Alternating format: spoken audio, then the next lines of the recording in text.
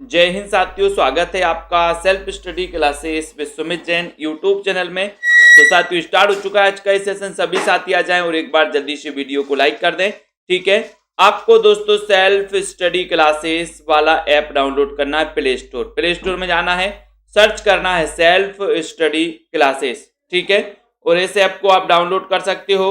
साथ ही दोस्तों Punjab master cadre का मॉडल पेपर लॉन्च किया गया है।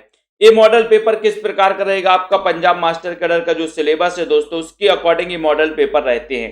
ठीक है, और पूरा 150 प्रश्नों का एक मॉडल पेपर होगा। जिस प्रकार से आपका पेपर पूछा जाता है वैसे ही एक मॉडल पेपर 150 क्वेश्चन होगा। अब 150 क्वेश्चन आप हल करोगे, देखते हैं कितने नंबर आपके आते हैं। इसके लिए इस मॉडल पेपर को बनाया गया है। ठीक है, साथ ही इसकी पीडीएफ भी आपको मिलने वाली है। टोटल मार्क के 4500 क्वेश्चन इसमें रहेंगे दोस्तों। ठीक है, तो चलिए यहां पर देखते हैं जिन भी साथियों को कोर्स में एडमिशन लेना है 1500 में 12 महीने के लिए दोस्तों आप हिंदी साहित्य का संपूर्ण कोर्स परचेस कर सकते हैं। लाइव क्लास है जिसमें रहेंगी, रिकॉर्डेड कोर्स रहेंगे, ट्रिकी वीडियो रहेंगे, डाउट्स वाले वीडियो रहेंगे, हिंदी व्याकरण भी रहेगा।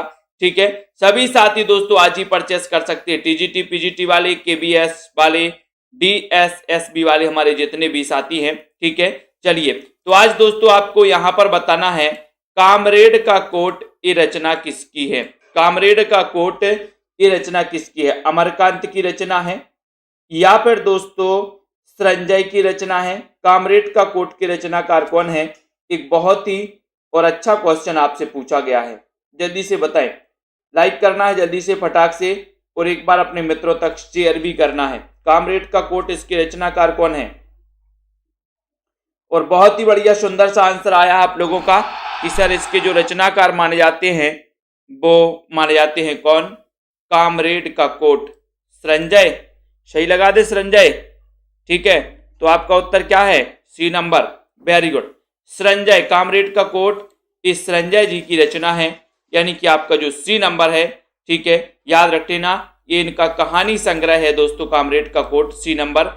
उक्ति व्यक्ति प्रकरण, इसके लेखक कौन है? उक्ति व्यक्ति प्रकरण प्रश्न क्रमांक आपका 2 है, ये आपको बताना है। बताइए जल्दी से बताएं, बहुत ही अच्छा क्वेश्चन है दोस्तों। उक्ति व्यक्ति प्रकरण इसके रचनाकार कौन है? और एक बार जल्दी से लाइक भी कर देना, अपने मित्रों को शेयर भी कर दो। और जिन भी साथियों को कोर्स में एडमिशन लेना है दोस्तों, आप ले सकते हो। उक्ति व्यक्ति प्रकरण के लेखक कौन माने जाते हैं? दमदार लोग के प्रकरण चलते रहते हैं, बहुत बढ़िया। तो यहां पर याद रख लेना है, दमदार से क्या हो जाएगा? दामोदर शर्मा। बिल्कुल सही है, दामोदर शर्मा। और उक्ति व्यक्ति प्रकरण, ठीक है, तो ये भी याद रख लेना कि सर उक्ति और व्यक्ति में क्या होता है? दम होता है। दम होता है तो दामोदर शर्मा। ठीक है, ये दामोदर शर्मा ये व्याकरण ग्रंथ माना जाता है दोस्तों। उक्ति व्यक्ति प्रकरण ये क्या माना जाता है? व्याकरण ग्रंथ माना जाता है। और इसमें मध्य देशीय अभट्ट का प्रयोग हुआ है, ये भी याद रख लेना। ठीक है, मध्य देशीय अभट्ट का। तो यहां पर आपका उत्तर तो डी नंबर की ओर चला जाएगा। डी नंबर आपका सही है।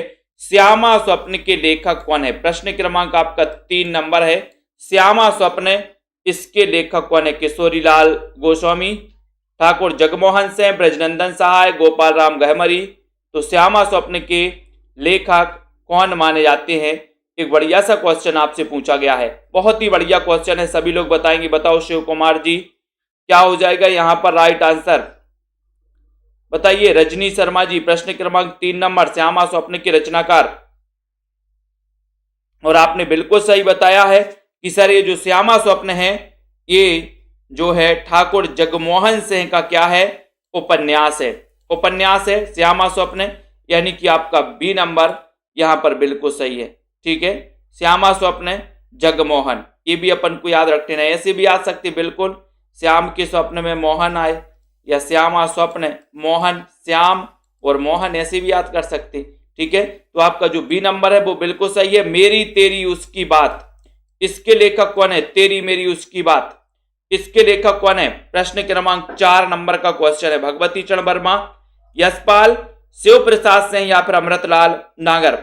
बताइए सोनू KM जी, सोनू जी का CTET क्वालिफाई हो गए हो, वेरी गुड, धन्यवाद सोनू जी, बधाइयो।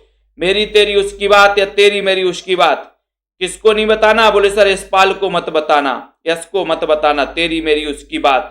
ठीक है, तो यहां पर आपका उत्तर हो जाएगा यशपाल।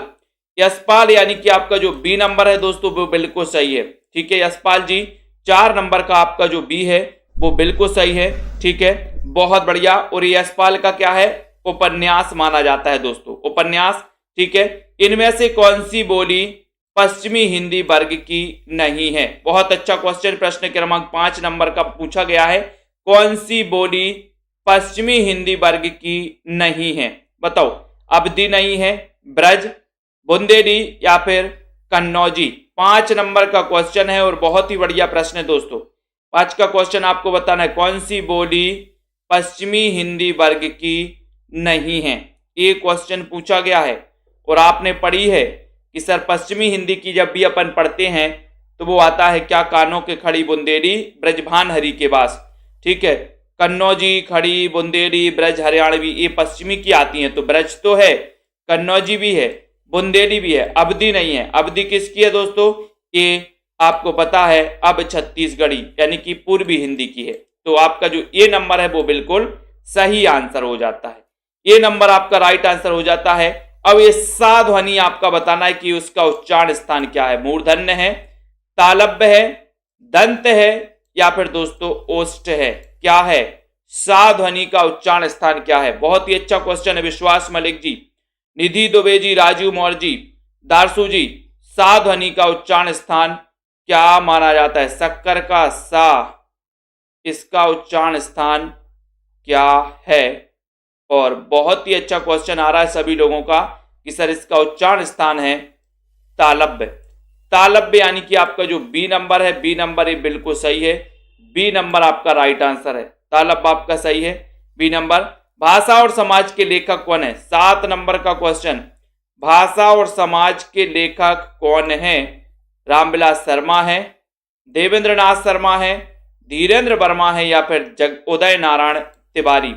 प्रश्न क्रमांक 7 है, भाषा और समाज के लेखक कौन है? ये क्वेश्चन आपसे पूछा गया है। बहुत ही बढ़िया प्रश्न है 7 नंबर में। और 7 का जो उत्तर आपका चला जाएगा वो देखते हैं कौन बता रहा है। भाषा और समाज,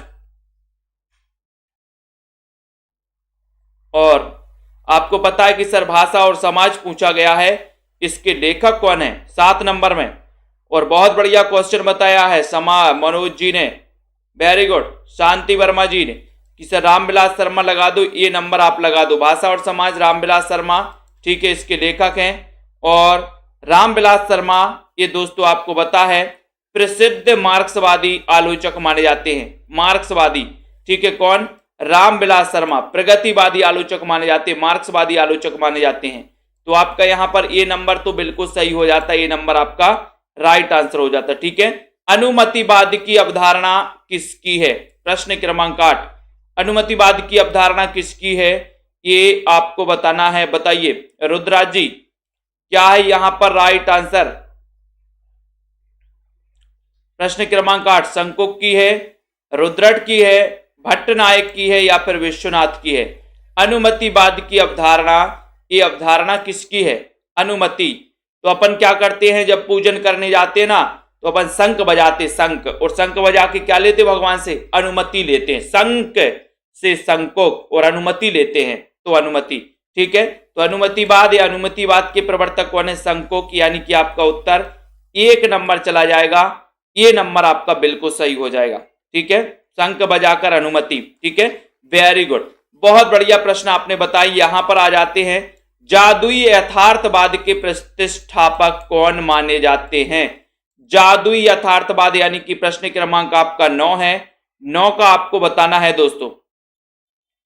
जादुई यथार्थवाद पूछा गया, इसके प्रतिष्ठापक कौन माने जाते हैं? 9 नंबर में जादुई यथार्थवाद के प्रतिष्ठापक कौन है? अच्छा क्वेश्चन है, प्रमिला सिंह जी, कमलाकांत जी। और यहां पर आपका 9 नंबर में जो क्वेश्चन हो जाएगा, थोड़ा सा कठिन क्वेश्चन है, आपकी पहुंच से बाहर शायद, लेकिन बहुत सारे लोग सही उत्तर बताएंगे कि सर जो जादुई यथार्थवाद है इसके प्रवर्तक हैं बुएलो। कौन है? बुएलो। ठीक है, यानी आपका जो डी नंबर है बुएलो वो बिल्कुल सही है। ठीक है, बहुत बढ़िया, है ना। अगला क्वेश्चन, उत्तर संरचनावाद के मुख्य विचारक कौन है? प्रश्न क्रमांक 10 का आंसर है, सभी लोग बताएंगे। उत्तर संरचनावाद के लेखक कौन है? ये क्वेश्चन आ जाते बीच बीच में, 10 नंबर का क्वेश्चन है और बहुत ही बढ़िया क्वेश्चन है दोस्तों। उत्तर संरचनावाद ये क्वेश्चन आता है, बताइए मंजू यादव जी, पुष्पा जी, उत्तर संरचनावाद के मुख्य विचारक कौन माने जाते हैं? ये क्वेश्चन पूछा गया है और आपका देखते हैं क्या उत्तर बता रहा है। 10 नंबर में उत्तर संरचनावाद तो सही बताया है बीनू जी ने कि सर सस्यूर हैं। बहुत बढ़िया रितेश जी, सस्यूर माने जाते हैं, ठीक है, फर्डिनेंड सस्यूर माने जाते हैं, यानी कि आपका उत्तर सी में आपने जो करेक्ट आंसर लगाया है वो बिल्कुल सही है, सी नंबर सही है। अर्ध कथानक किस भाषा की रचना है? बहुत अच्छा क्वेश्चन है। एक तो आपको पता है कि ये दोस्तों हिंदी की प्रथम प्राचीनतम आत्मकथा मानी जाती है अर्ध कथानक, बनारसी दास जैन द्वारा रचित मानी जाती है, लेकिन इसकी भाषा क्या है ये पूछा गया है आपका 11 नंबर का क्वेश्चन में। तो आपका उत्तर क्या हो जाएगा यहां पर 11 नंबर में? सभी लोग एक बार लाइक कर दो जल्दी से, अपने मित्रों को शेयर भी कर दिया करो। और अर्ध कथानक किस भाषा की रचना है ये क्वेश्चन पूछा है, तो आपको पता ही है कि सर 1641 की ये रचना मानी जाती है अर्ध कथानक, और इसकी जो भाषा मानी जाती है वो मानी जाती है कौन सी? बी।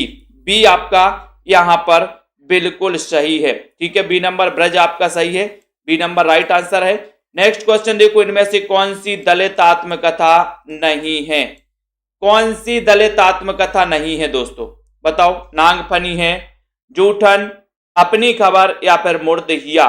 दलित आत्मकथा कौन सी नहीं है? ये क्वेश्चन पूछा गया। रीना यादव जी जल्दी से बताएं, अच्छा क्वेश्चन पूछा गया। और जिन भी साथियों ने अभी तक सेल्फ स्टडी क्लासेस का ऐप डाउनलोड नहीं किया है वो सभी साथी सेल्फ स्टडी क्लासेस का ऐप डाउनलोड कर लें दोस्तों।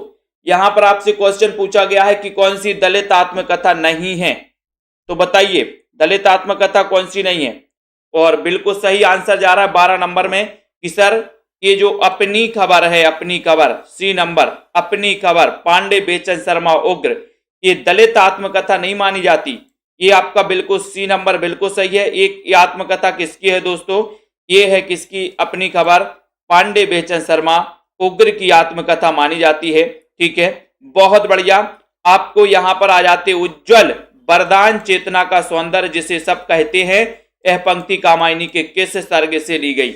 ये आपको बताना है, सभी लोग बताएंगे। यहां पर दोस्तों आपको पता है कि यहां पर एक आई है नागफनी, ये रूपनारायण सोनकर की है, ठीक है, ये हो गई। जूठन तो आपको पता ही है ओम प्रकाश वाल्मीकि मानी जाती है। और मुर्दहिया ये तुलसी राम की है। मुर्दहिया किसकी है? तुलसी राम की, ठीक है, तुलसी राम की मानी जाती। तो ये तीनों जो है ये दोस्तों आपको दलित आत्मकथा मानी जाती हैं, इनको अपन को याद करना है। उसके बाद आपको ने कामायनी पढ़ा है दोस्तों, कामायनी वहां का पढ़ा है, ठीक है, 15 सर्ग जिसमें माने जाते हैं। तो उज्ज्वल वरदान चेतना का सौंदर्य जिसे सब कहते हैं, ये पंक्ति किस सर्ग से ली गई? 13 नंबर का क्वेश्चन है और 13 में आपका उत्तर क्या हो जाएगा? उत्तर उज्ज्वल वरदान चेतना का सौंदर्य जिसे सब कहते हैं, ये जो पंक्ति ली गई है वो ली गई है लज्जा सर्ग से। कामायनी जिसका रचना काल है दोस्तों 1935, ठीक है, कामायनी का रचना काल है 1935 और इसमें सर्ग कितने हैं? तो वो है 15 सर्ग, 15 सर्ग हैं, ठीक है। और लज्जा यानी कि आपका जो सी नंबर है, सी नंबर ये बिल्कुल सही है, लज्जा आपका सही है। सुना ही कथा कौन निर्गुण की, रचि पचि बात बनावत, सगुन सुमेरु प्रगट देखियत, तुम त्रन की ओट दुरावत। ये पंक्ति किसकी है? ये पंक्ति पूछी गई आपसे, तो पंक्ति बताना है 14 नंबर में, जल्दी से बताइए। बहुत बढ़िया, 14 नंबर का क्वेश्चन है आस्था जी, लवली ठाकुर जी, सुना ही कथा कौन निर्गुण की, ये 14 नंबर में ये आपको बताना है।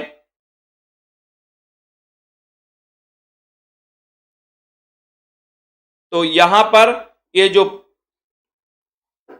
पंक्ति हो जाएगी, ये पंक्ति सतीश कुमार जी ने उत्तर बताया है कि सर आपका उत्तर है सूरदास, यानी कि आपका जो ए नंबर है वो बिल्कुल सही है, ठीक है।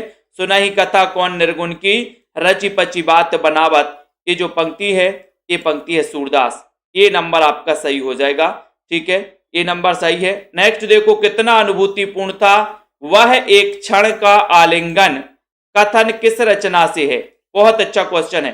कितना अनुभूतिपूर्ण था वह एक क्षण का आलिंगन, ये कथन किस रचना से लिया गया है? ध्रुव स्वामिनी, प्रेम योगिनी, नील देवी या फिर कर्पूर मंजरी से?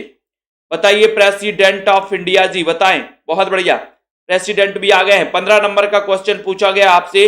और कितना अनुभूतिपूर्ण था वह एक क्षण का आलिंगन? एक क्षण का आलिंगन। तो अपन ने पढ़ा था कि सर क्या हो जाएगा यहां पर? बहुत बढ़िया, बिल्कुल सभी लोग समझ गए कि यहां पर ध्रुव स्वामिनी लगाना है। ये नंबर आपका सही है, ठीक है। ये प्रसाद जी का अंतिम नाटक माना जाता है ध्रुव स्वामिनी। इसका रचनाकाल बताया अनूप जी ने कि सर ये 1933 में लिखा गया था, 1933 में ध्रुव स्वामिनी, ठीक है। और ये अनमेल विवाह की समस्या को लेकर के लिखा गया ये नाटक था ध्रुव स्वामिनी, ये आपको पता है। ये नंबर आपका बिल्कुल सही है, बहुत बढ़िया, बिल्कुल सही आंसर पकड़ रहे आज आप लोग। आखिरी कलाम काव्य का प्रतिपाद्य विषय क्या है? 16 नंबर का क्वेश्चन है, सभी लोग बताएंगे उत्तर क्या हो जाएगा दोस्तों, सभी लोग बताएं और लाइक करना है जल्दी से।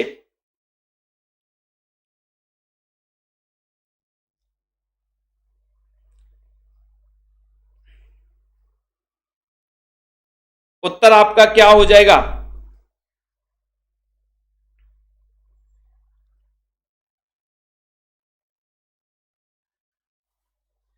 आखिरी कलाम काव्य का प्रतिपाद्य क्या है और इसके रचनाकार कौन है ये भी आपको बताना है। जल्दी से बताइए आखिरी कलाम। और आखिरी कलाम का जो प्रतिपाद्य विषय है दोस्तों, वो विषय है, क्या विषय है? इस्लाम दर्शन। क्या है? इस्लाम दर्शन है आखिरी कलाम का, ठीक है। प्रतिपाद्य विषय इस्लाम दर्शन माना जाता है।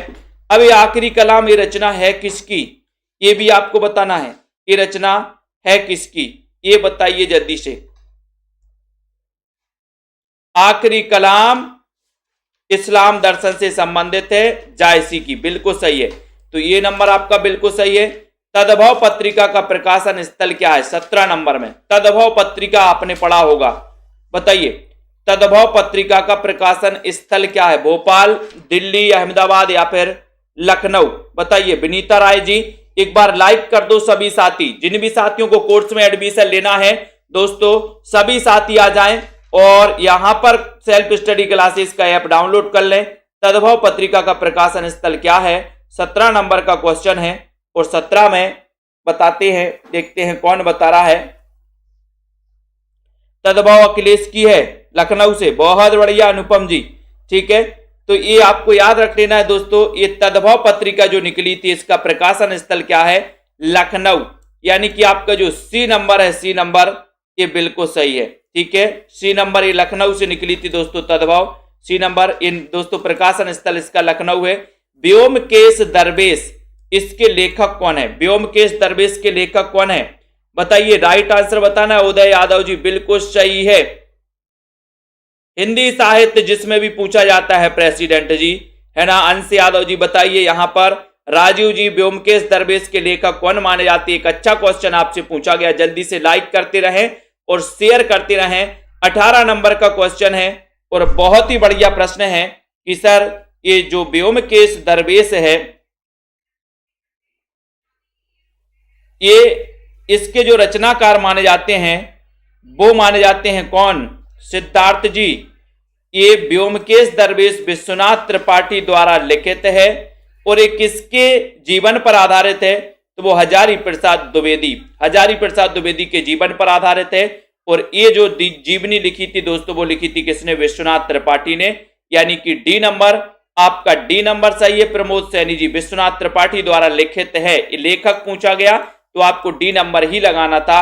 डी नंबर आपका बिल्कुल सही है, ठीक है। बहुत बढ़िया, बहुत बढ़िया। इनमें से किस कवि का समावेश अज्ञेय संपादित चौथा सप्तक में किया गया है? बहुत अच्छा क्वेश्चन, 19 नंबर का क्वेश्चन है। किस कवि का समावेश अज्ञेय संपादित चौथे सप्तक में किया गया है? यानी कि कौन सा कवि चौथे सप्तक से संबंधित है? बताइए रावंत जी। प्रश्न क्रमांक 19 नंबर का क्वेश्चन है, 19 में आपको बताना है। देखते हैं, चौथे सप्तक की ट्रिक भी आपको बताना है। चौथे सप्तक की ट्रिक अपन ने पढ़ी थी 19 नंबर में, क्या पढ़ी थी?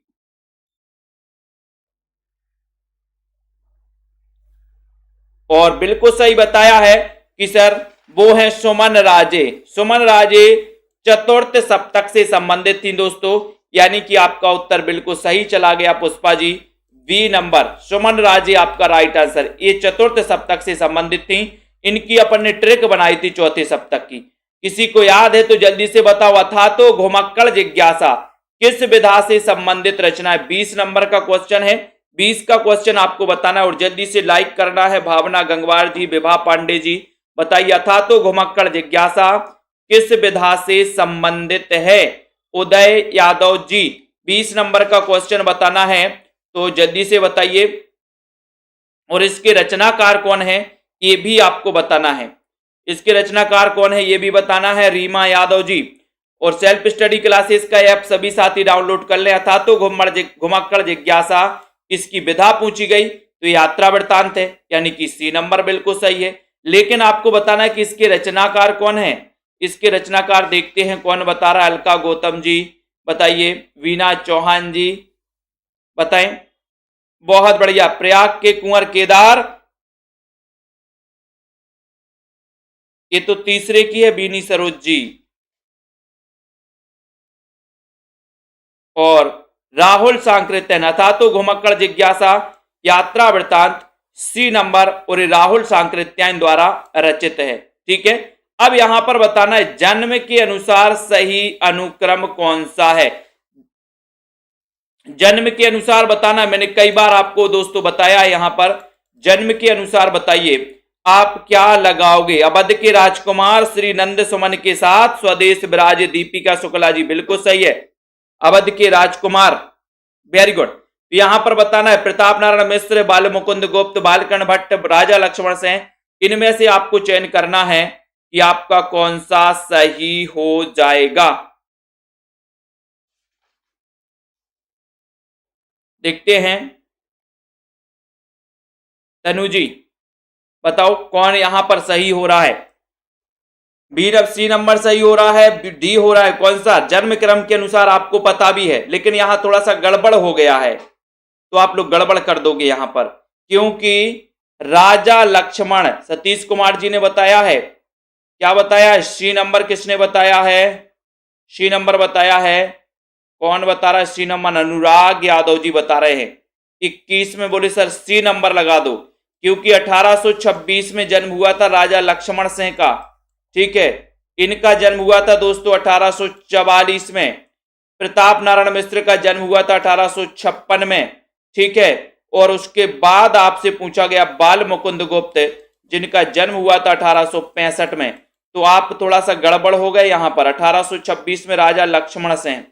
ठीक है, ये सबसे पहले आएंगे, फिर उसके बाद बालकर्ण भट्ट आएंगे, प्रताप नारायण मिश्र और फिर बाल मुकुंद गुप्त। इस प्रकार से सी नंबर आपका यहां पर सही हो जाएगा। इन कृतियों का काल के आधार पर सही अनुक्रम कौन सा है? काल के आधार पर बताना है, काल क्रम के अनुसार आपको क्रमबद्ध करना है। बताइए, प्रश्न है आपका 22 नंबर दोस्तों, 22 नंबर का क्वेश्चन है, बहुत ही बढ़िया क्वेश्चन है। काल क्रम के अनुसार आपको बताना है। देखते हैं कौन कौन सही बता पाता है। सौरभ पांडे जी लाइक कर देना है। 22 नंबर का सही आंसर क्या हो जाएगा बताओ। और जिन भी साथियों को क्या करना है, ऐप डाउनलोड नहीं किया अभी तक, तो जल्दी से ऐप डाउनलोड कर लो, वीडियो को एक बार लाइक कर दो। और यहां पर आपका सही उत्तर क्या हो रहा है? क्या हो रहा है? रसिक प्रिया, श्रृंगार मंजरी, षड ऋतु वर्णन या फिर रस रहस्य, यानी कि आपका उत्तर क्या चला गया है? ये नंबर चला गया कि सबसे पहले रसिक प्रिया आपका सही हो जाएगा। ये नंबर आपका सही हो जाएगा। रसिक प्रिया, श्रृंगार मंजरी, षड ऋतु वर्णन और रस रहस्य, ये आपका राइट आंसर हो जाएगा। अपना सिलेबस देख लीजिए प्रेसिडेंट जी, सिलेबस देख लो भैया और उसके हिसाब से पढ़ो। ये हिंदी साहित्य है, हिंदी साहित्य का सिलेबस आप देख लो, अगर आपके में हिंदी साहित्य है तो आप पढ़ सकते हो। ठीक है, तो ये नंबर आपका बिल्कुल सही हो जाएगा। अगले क्वेश्चन की ओर हम बढ़ेंगे। अगला प्रश्न आपके दोस्तों स्क्रीन पर आ रहा है कि मनोवैज्ञानिक उपन्यासों का अनुक्रम बताना है। मनोवैज्ञानिक उपन्यासों का अनुक्रम बताइए जल्दी से। सन्यासी, अजय की डायरी, अपने अपने अजनबी या फिर कल्याणी, ये अनुक्रम आपको बताना है। 23 नंबर का क्वेश्चन है, बहुत ही अच्छा क्वेश्चन है। सभी लोग बताएंगे। और जल्दी से एक बार शेयर भी कर दो अपने मित्रों को, हमारे सभी साथी शेयर कर देंगे। जल्दी से बताएं। यहां पर बहुत ही बढ़िया प्रश्न है। सन्यासी, अजय की डायरी, या फिर कौन सा नंबर आएगा जिसमें आप सही उत्तर बता पाओगे। और सीधा सीधा आंसर जा रहा कि सर 23 नंबर का क्वेश्चन है और सबसे पहले आएगा बी नंबर। बी नंबर बता दिया अनुपम जी ने, बिल्कुल। कल्याणी, सन्यासी, अजय की डायरी और अपने अपने अजनबी। ठीक है, तो बी जिन्होंने बताया उनका आंसर बिल्कुल सही है। ठीक है, ये दोस्तों कल्याणी जैनेन्द्र का 1939 का है। ठीक है, 1939 की रचना है। सन्यासी ईलाचंद्र जोशी 1940 की रचना है, इसको भी अपन को याद रख लेना है। ठीक है, और ये दोस्तों 1960 की रचना है, डॉक्टर देवराज की रचना है ये। ठीक है, और अपने अपने अजनबी की बात करें तो ये अज्ञे की रचना है और ये है 1961 की रचना। ठीक है, तो इस प्रकार से कल्याणी जैनेन्द्र 1939, सन्यासी ईलाचंद्र जोशी 1940, अजय की डायरी दोस्तों ये 1960 की रचना है, इसको अपन को याद रख लेना है ना। और ये डॉक्टर देवराज ये 1960 की है। ठीक है, और ये 1961 की है, कौन, अपने अपने अजनबी अज्ञे जी की रचना। तो आपका उत्तर बी नंबर चला जाएगा, यहां पर बी नंबर सही है। प्रकाशन के अनुसार नाटकों का सही अनुक्रम बताइए। नाटकों का अनुक्रम बताना है यहां पर। अच्छा क्वेश्चन है, थोड़ा से क्रम भी आपको पता होनी चाहिए। यहां पर बताइए, कोर्ट मार्शल, कबीरा खड़ा बाजार में, इसको चयन करना है आपको। बताओ, जल्दी से बताओ और एक बार जल्दी लाइक कर दो, जल्दी फटाफट से। कभी कोर्ट मार्शल पहले आएगा या फिर कबीरा खड़ा बाजार में ये पहले आएगा, या फिर दोस्तों द्रौपदी आएगा। डी नंबर दिख रहा है आप लोगों को, बताओ। तो यहां पर उत्तर जा रहा है दोस्तों डी की तरफ। डी की तरफ द्रौपदी, इसको याद रख लेना है, ये 1972 की रचना है। ठीक है, द्रौपदी अपन को याद रख लेना है, सुरेंद्र वर्मा, सुरेंद्र वर्मा। ठीक है, उसके बाद दोस्तों कथा एक कंस की, कथा एक कंस की, ये 1976 की रचना है। ठीक है, ये दया प्रकाश सिन्हा की रचना। और कबीरा खड़ा बाजार में तो आपको पता ही है, कबीरा खड़ा बाजार में। ठीक है, भीष्म साहिनी, भीष्म साहिनी की ये रचना है कब की, 1981। ठीक है, 1981। और कोर्ट मार्शल, कोर्ट मार्शल तो अपन स्वदेश के कोर्ट जाएंगे, ये 1991। ठीक है, तो यहां पर आपका जो डी नंबर है वो बिल्कुल सही है। अब प्रकाशन काल के अनुसार पत्रिकाओं का सही अनुक्रम भी बताना। 25 नंबर का क्वेश्चन है, बताओ सबसे पहले कौन सी पत्रिका निकली थी। बहुत अच्छा क्वेश्चन यहां पर पूछा गया है दोस्तों, थोड़ा थोड़ा सा आपका माइंड भी फ्रेश हो रहा होगा। पूनम जी, निशा सिंह जी, 25 नंबर का क्वेश्चन है, कौन सी पत्रिका पहले निकली थी इनमें से, उसके बाद कौन सी, उसके बाद कौन सी, ऐसा क्रम आपसे पूछा गया है। 25 नंबर में ये आपको बताना यहां पर, जल्दी से बताइए। मैं आपको बता दे रहा हूं, हिंदी प्रदीप 1977 में निकला था। ठीक है, अब थोड़ा सा और देख लो। ब्राह्मण दोस्तों, ब्राह्मण आपको बता दे रहा हूं 1983 में निकला था। ठीक है, ये आपको पता होनी चाहिए। उसके बाद दोस्तों आपको याद रख लेना चांद, चांद, चांद जो है 1920, सॉरी ये 1877 है दोस्तों, 1877 में, 1877 में है। ये 1883 है, ये 1920 है, 1920। ठीक है, 1920 है। और ये जो हंस है ये 1930 है। तो आप क्या बता रहे हो कि सर ये नंबर सही हो जाएगा। हिंदी प्रदीप 1877, सॉरी 1877। ठीक है, ये निकला था 1883 में। और चांद दोस्तों, चांद 1920 में, और ये निकला था 1930, ये पत्रिकाएं। ठीक है, तो हिंदी प्रदीप इसके संपादक कौन थे, बालकृष्ण भट्ट थे, 1877 में। ठीक है, उसके बाद दोस्तों आपसे पूछा गया कौन सा, ब्राह्मण। ब्राह्मणों का क्या होता, प्रताप, प्रताप होता ना पूजन पाठ कराने में, प्रताप। तो 1883 में इसका दोस्तों प्रकाशन हुआ, 1883 में। उसके बाद चांद पूछा गया आपसे, चांद दोस्तों ये 1920 में। ठीक है, और हंस, हंस दोस्तों ये प्रेमचंद, प्रेमचंद द्वारा ये पत्रिका निकाली गई, प्रकाशन इसका किया गया 1930 में। ठीक है, तो आपका ये नंबर बिल्कुल सही हो जाएगा। थोड़ा सा आपको याद करना है, काल के अनुसार कृतियों का सही अनुक्रम बताइए 26 नंबर में। 26 का क्वेश्चन है, काल क्रम के अनुसार सही अनुक्रम बताओ। सबसे पहले कौन सी निकली थी? खुमाण रासो, बीसलदेव रासो, चंदन वाला रास या फिर पयोमचर्यू। फिर आपका थोड़ा सा आपको माइंड वो करना है, माइंड लगाना है। दारसू शर्मा जी, रेखा जी, थोड़ी सी रचना काल भी आपको पता होनी चाहिए। यहां पर प्रश्न है आपका 26 में आपको क्वेश्चन बताना है। 26 में जल्दी से बताइए और एक बार जल्दी से लाइक भी कर दीजिए। तो 26 में आपका उत्तर क्या हो जाएगा? तो यहां पर आपको पता है कि सर सी नंबर बता दिया तनु जी ने, पयोमचर्यू, फिर खुमाण रासो, फिर बीसलदेव रासो और फिर चंदन वाला रास। सी नंबर बता दिया, बिल्कुल सही आंसर है। सी नंबर आपका सही है दोस्तों। ठीक है, ये 8वीं सदी की रचना है। खुमाण रासो दोस्तों ये 9वीं सदी की रचना है। ठीक है, ये भी आपको पता होनी चाहिए। ये 12वीं सदी की रचना है बीसलदेव रासो, और ये चंदन वाला रास है 13वीं सदी की रचना। ठीक है, तो ये पयोमचर्यू स्वयंभू की रचना है। खुमाण रासो आपको पता है दलपति विजय की रचना है। बीसलदेव नरपति नाल की है। ठीक है, और चंदन वाला रास ये आसगू कवि की रचना है। तो आपका उत्तर सी नंबर बिल्कुल सही हो जाएगा।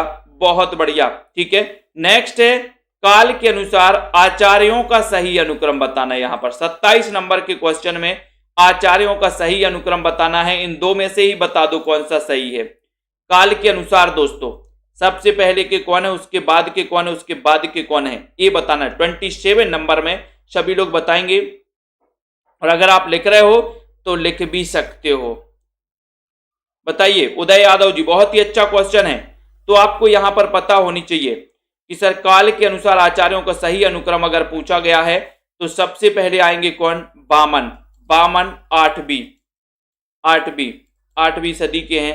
भोजराज की बात कर लो दोस्तों, तो भोजराज 11वीं में बोले सर भोजन जाना चाहिए।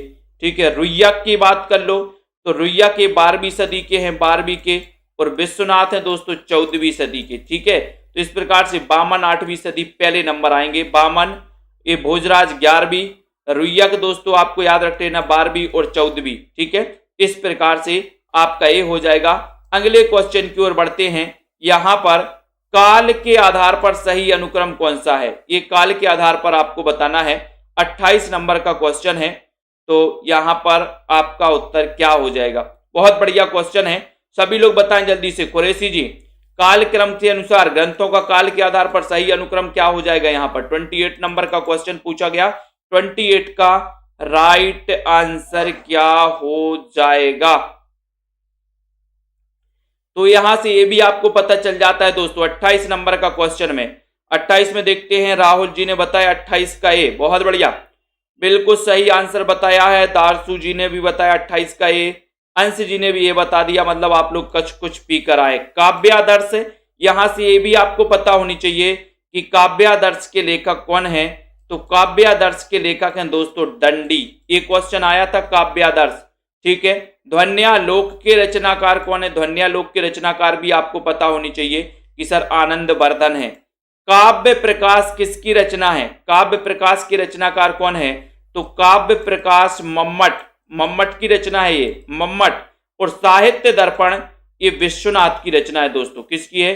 विश्वनाथ की साहित्य दर्पण। तो काव्यादर्श दंडी, ध्वन्यालोक, काव्य प्रकाश और साहित्य दर्पण, यानी कि आपका ये नंबर बिल्कुल सही चला जाएगा। ये नंबर सही है। ठीक है, अब यहां पर दोस्तों, ठीक है इसको छोड़ दो, 29 नंबर कुछ अलग क्वेश्चन है।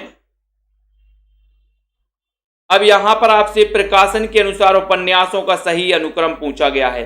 उपन्यासों का सही अनुक्रम देखते हैं कौन कौन सही बता पाता है, ये आपको बताना। 30 नंबर का क्वेश्चन बहुत ही बढ़िया प्रश्न है, और एक बार जल्दी से लाइक कर दो दोस्तों। 30 नंबर के क्वेश्चन में सही आंसर आपका क्या जा रहा है? तो यहां पर आपका उपन्यास सबसे पहले कौन सा आता है देखते हैं। अगर अच्छे से सोचोगे, थोड़ा सा देख के बताओगे तो उत्तर सही बता दोगे आप। देखते हैं कौन कौन बता पा रहा है सही, और तुक्का लगा रहे हो तो गलत कर जाओगे। प्रश्न क्रमांक 30 नंबर का क्वेश्चन है, और सोनू जी, अनुराग जी बिल्कुल सही आंसर पे जा रहे हैं आप लोग। बहुत बढ़िया। कमलाकांत जी, ठीक है, आज तो कुछ खाकर आए आप लोग, सही सही बता रहे। यानी कि डी नंबर भागवती। भागवती यहां पर सबसे पहले आएगा।